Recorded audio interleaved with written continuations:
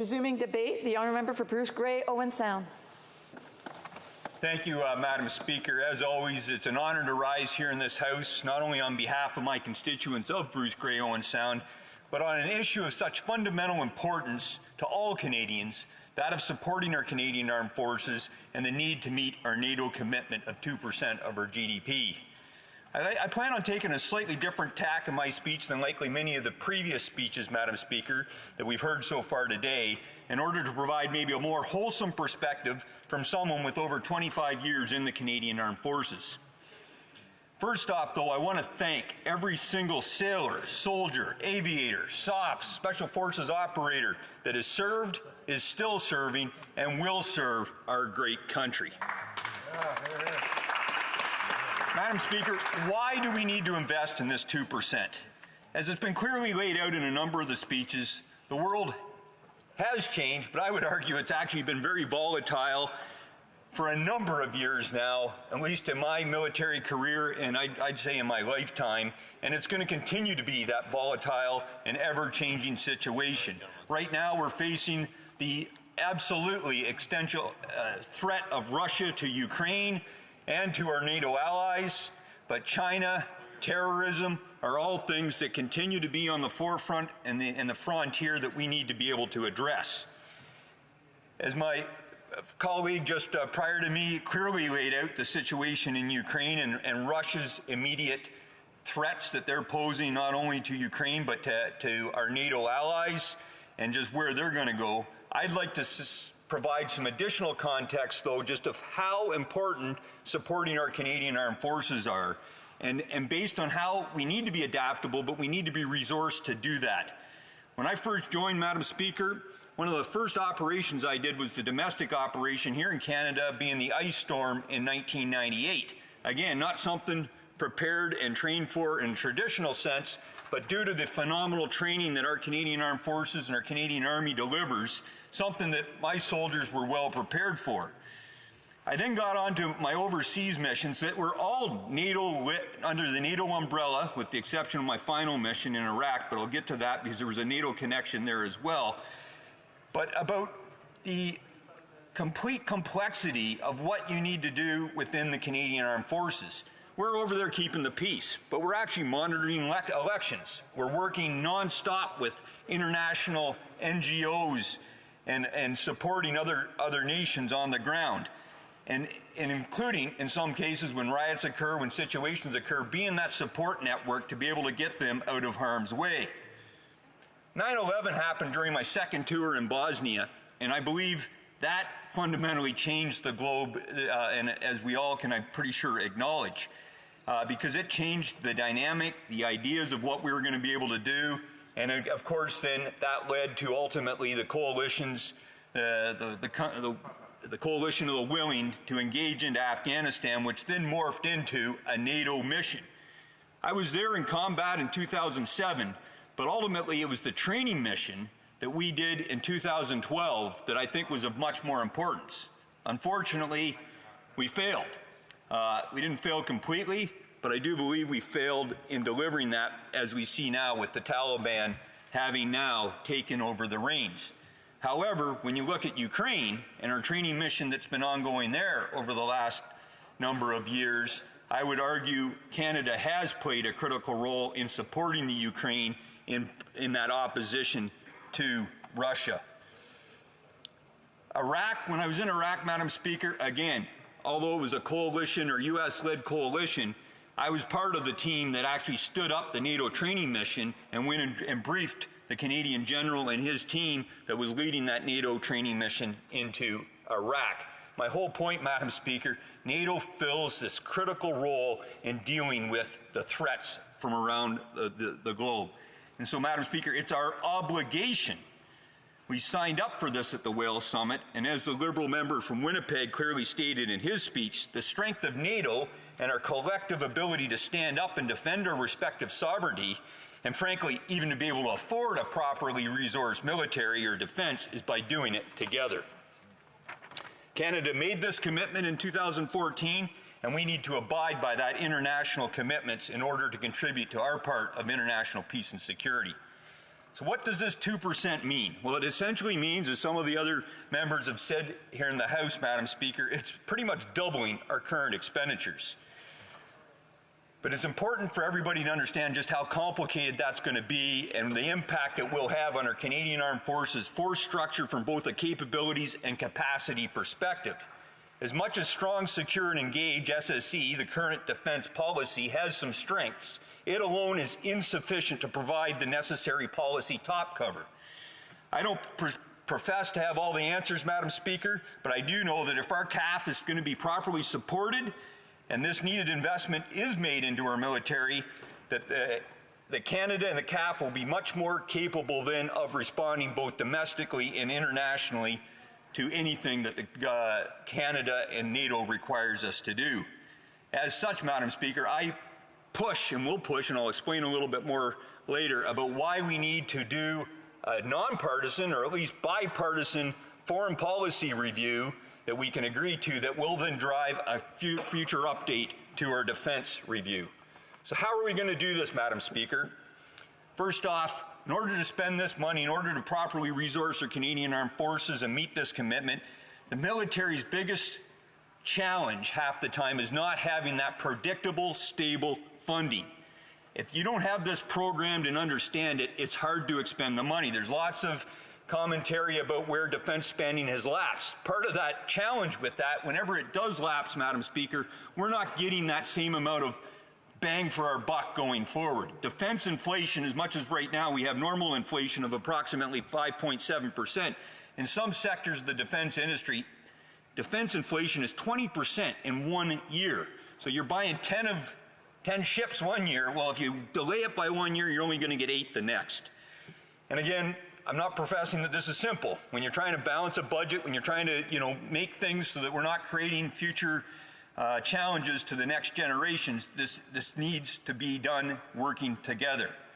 So many MPs have already stated, Madam Speaker, the need about fixing our procurement system. This needs to be streamlined. We need one dog to kick, in my opinion, and I'm not speaking that I do support, I'm not professing any violence to dogs. I do like dogs. But my point is there needs to be one person in charge of our procurement system in order to fix it. As well, Madam Speaker, we need to invest in our people. If we don't invest in our people, that's the most critical resource within our Canadian Armed Forces. I already mentioned the importance of why we need that bipartisan or nonpartisan foreign policy and defense review, because I think that's the key to preventing political interference and delays within our procurement process. I don't want to get into the capabilities or specific platforms, Madam Speaker, because nothing drives me nuts more is when I hear politicians speak about, plane X or, tank Y. We should be talking about capabilities in general, and then tell our Canadian Armed Forces, tell our military experts what they need to deliver in Canada's interest on the international stage, and then let them come back to you with here's the best options available. But specifically where we can spend properly this increase in our defense budgets. NORAD modernization, we've already talked about it. I'm confident, based on what I've heard so far today, that the Liberal government will include needed funding for NORAD modernization in the budget on Thursday. However, we got to focus on filling those key gaps within NATO or within NORAD versus just nibbling around the edges. One of the comments was made, we got to relook at ballistic missile defense. We got to put more money into our Arctic. We can look at surveillance, UAV capacities, better engineering capabilities. Our people, as I already said, our sailors, soldiers, air crew, and Special Forces. Special Forces, another great idea where we could spend more money, Madam Speaker. Cyber and strategic lift are all great ideas where we can spend money. So in summary, Madam Speaker, we need to, I think I've addressed the why, the threats, and our obligation of why we should be getting to this 2%. How? It needs to be done through predictable funding, fixing the procurement system, investing in our people, investing in key capabilities, and ultimately a non- or bipartisan foreign policy and defense review. The world needs a Canada that maintains its position as a trusted global security partner and a reliable member of NATO. Without increasing our military spending, the government puts this at risk. Meeting our NATO commitment of spending 2% of GDP today and into the future is essential. Although in military planning, hope is not an option, I hope all members in this House will support this motion. Thank you, Madam Speaker. Questions and comments? The honourable member for Fleetwood Port Kells. Thank you, Madam Speaker. And first of all, thank you to the honourable member for his service. Both my grandfathers served in the First World War, and my father served in the North Atlantic in the Second World War. But over those years, and well, not those years, but certainly in, let's say, the last 20 years, the business of lapsed funding for the military has been a constant.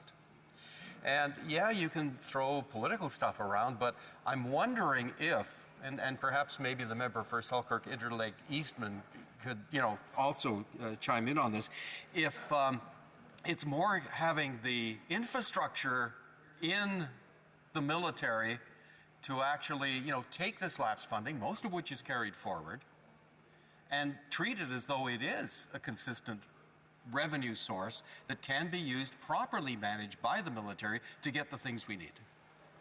The honourable member for Bruce-Grey-Owen Sound. Thank you, Madam Speaker. In a brief response, I can't even pretend to get into all the nuances and complexity of what the member's asking. I spent a year-long Army defense management, defense procurement project. My experience throughout my military career, the biggest challenge we have, and I think it actually exists in a lot of departments, is a lot of departments feel that if they don't spend it, they lose it. So your idea of carry forward, it doesn't truly work. Definitely not within D&D.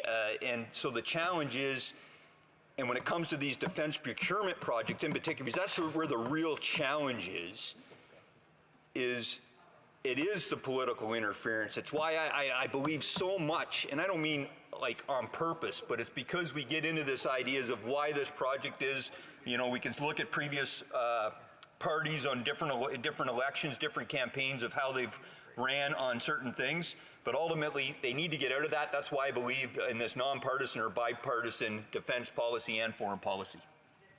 The honourable member for Lac Saint-Jean. Thank you, Madam Speaker. I'd like to thank the member for Bruce-Grey-Owen Sound. I listened closely to his speech because when this member speaks on this file in particular, we must listen to him. He knows what he's talking about. Compared to all of us here, none of us have gone through what he has, so we must listen to him very closely, and he said something important that I noted. We need to invest in our people, in the members of the armed forces. The Bloc is going to support this motion, as he knows. We don't know how it's going to translate in the budget. But investing in our people, what does the member mean by that? Can he give us more details? Is he talking about recruitment and retention as well? Again, it's not an easy answer, but it's all of the above. We need to invest in our recruiting. I tried to write a master's paper, failed miserably at that too, almost a decade ago, on specifically about why we need to invest our best people within the Canadian Armed Forces into the recruiting system, so we have that flexibility to recruit the best. And as we all know, the huge labor shortages the country's facing, it's a shortage across most of the Western world, so to get those right people. But the other key aspect that the government could do to help fix how do we get there on the procurement side is one of the things that we are actually lacking within the government, in my opinion, is enough expertise within defense procurement alone. So if we can invest more to get those quality people into that, it would actually allow the procurement cycle to improve. But investing in training, investing in support for our families, and investing in our members, you can never go wrong. Question, the honourable member from Nanaimo, Lady Smith. Thank you, Madam Speaker, and thank you to the member both for your service and your speech today. According to the Parliamentary Budget Office, for Canada to meet the 2% NATO target, we would have to spend an additional $54 to $56 billion annually on defence, double what we spend now. Can the member share how this is justified, while pharmacare and dental for Canadians would cost 1/3 of this and is not supported by the Conservatives?